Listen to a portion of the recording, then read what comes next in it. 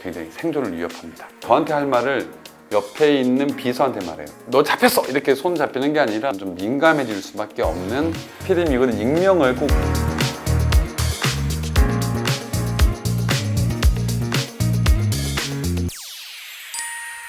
세상의 모든 아름다움은 이 안에 있어. 안녕하십니까, 뷰티 홈즈 방훈입니다. 저번 주까지요, 메이크업 아티스트에 대한 집중 해부 진행하고 있습니다. 이번이 마지막입니다. 메이크업 아티스트 청담동에 이런 고객까지 나는 해봤어. 5개 선정해서 말씀드리도록 하겠습니다. 자, 이번 주에는요, 많은 분들의 경험에서 나온 정말 기상천외한 이런 고객 저런 고객에 대한 얘기를 해보도록 하겠습니다. 일명 진상이라고 하죠. 피디님, 이거는 익명을 꼭 보장을 해주셔야 되는 거예요. 아시겠죠? 저만의 생계가 아니고 너무 많은 분들의 생계가 달려있고 제가 많은 민원으로 반대를 했거든요. 아니다, 이번엔 좀 좋은 면을 보여드린 것도 좋은데 피디님이 적극, 저는 일단 피디님을 팔고 시작을 하도록 하겠습니다. 첫 번째, 결제 거부입니다. 메이크업이라는 건요, 저녁에 클렌징하고 나면 사진을 제외하고 그 기억을 제외한다면 굉장히 좀 낭비적인 돈으로 인식될 수가 있는 것 같아요. 그러다 보니까 끝나고 난다면 결제를 좀 거부하는 사례가 몇 있습니다. 추후에 입금해 드릴게요 했다가 입금이 안 되는 사례, 전화가 안 된다거나 전화를 받으셨을 때 이제 또 다른 얘기를 하시면서 이래서 난 결제 못 하겠어요 해서 못 받는 경우도 꽤 있기 때문에 사실 이 결제 거부는 어려운 고객님 중에서 첫 번째가 아닐까. 또 예를 들면 연예인들의 메이크업을 담당을 했는데 그거에 대한 소속사에서의 결제 지연과 거부도 자주 있습니다. 연예인분들에 대한 결제 거부는 굉장히 생존을 위협합니다. 두 번째, 과도한 요구. 한 사람이 무엇인가에 특혜를 주면 나머지 사람들이 느끼는 소외감 때문에 오히려 좀 트러블이 생기는 경우가 되게 많습니다. 그럼에도 불구하고 내가 원하는 시간에 원하는 장소에 내가 원하는 것을 꼭 가져다 놔야 돼. 그래서 난 여기 올 때마다 이걸 해야 돼. 메이크업이 아닌 일상에서의 좀 그런 요구들이 굉장히 좀 어려운 상황들을 맞을 때가 많습니다. 예를 들면 또 그리고 이제 어디에 갔는데 좀 동행을 해달라고 하는 그런 연예인들도 좀 꽤 있고요. 더도 많은 것 같아요. 샵에 오셔서 원하시는 음식을 꼭 드셔야지 메이크업이 시작되는, 난감하죠. 아무래도 그런 것처럼 좀 본인의 상황과 본인이 원하는 걸 꼭 해야지 되는 그런 경우가 있기 때문에 좀 이런 무리한 요구가 주는 서로 간의 어려운 상황들은 있는 것 같습니다. 세 번째, 없는 매너 없음. 이건 정말 저의 사례를 말씀드립니다. 이건 저의 사례예요. 예전에 정치하시던 분 중에 정말 높은 분이셨어요. 말도 안 하시고 손으로만 말합니다. 이렇게 예를 들면 제가 얼굴을 하면 손을 딱 쳐버립니다. 그만 저한테 할 말을 옆에 있는 비서한테 말해요. 비서한테 이거 하지 말라 그래, 뭐 이런 식으로.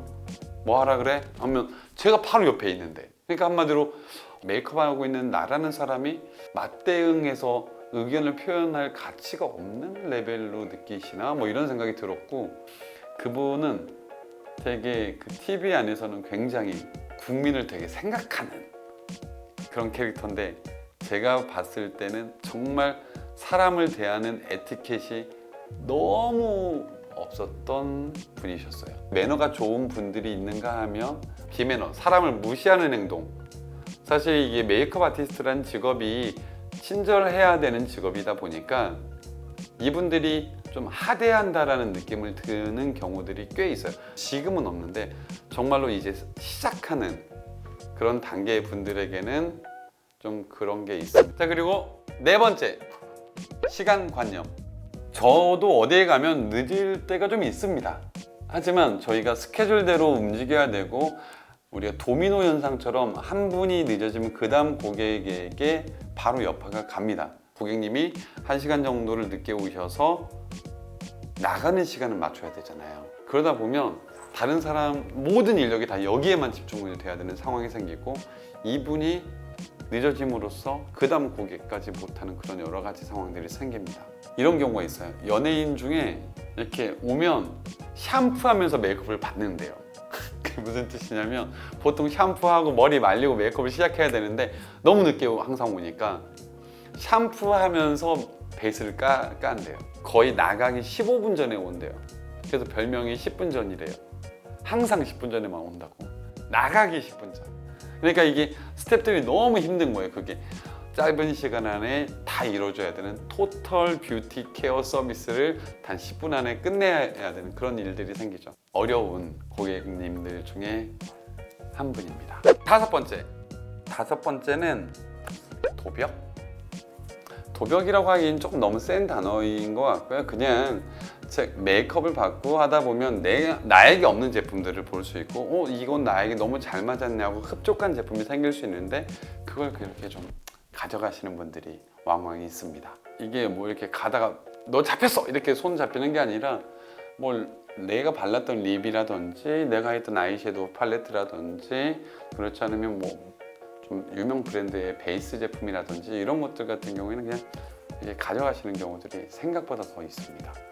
그리고 이제 이분은 한 2개 정도를 메이크업 받으시면서 넣으셨는데 나중에 그걸 이제 샵에 가면 가운이란 걸 입고 메이크업이 진행되거든요. 근데 그 가운에 넣어 있는 상태에서 자기 핸드백으로의 전환이 안 되신 거지.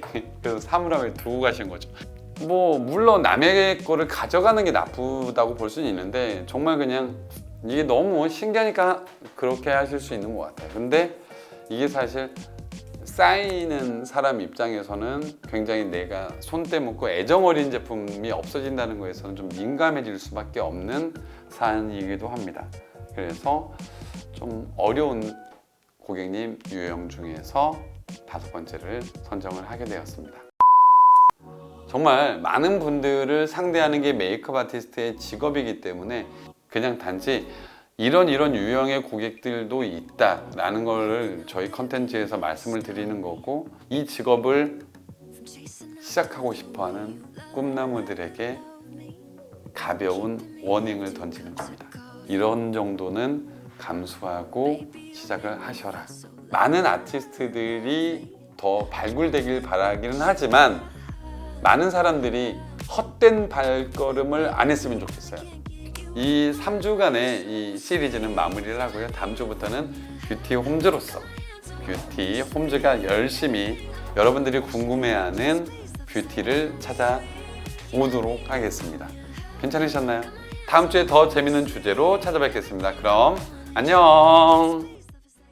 방바닥에 돈을 던지시면서 이렇게 하고도 돈 받고 싶으면 가져가세요 이렇게 하신 거예요. 기차만 대표의 모습에 그만둘까 봐 문 닫고 돈을 다 주고 넣고 너무 해맑게 인사하고 나왔죠. 예? 아니, 저는 그냥 첫 같이 했으니까 했더니 아니 그러니까 누구 좋으라고 찍냐고 이 사진을.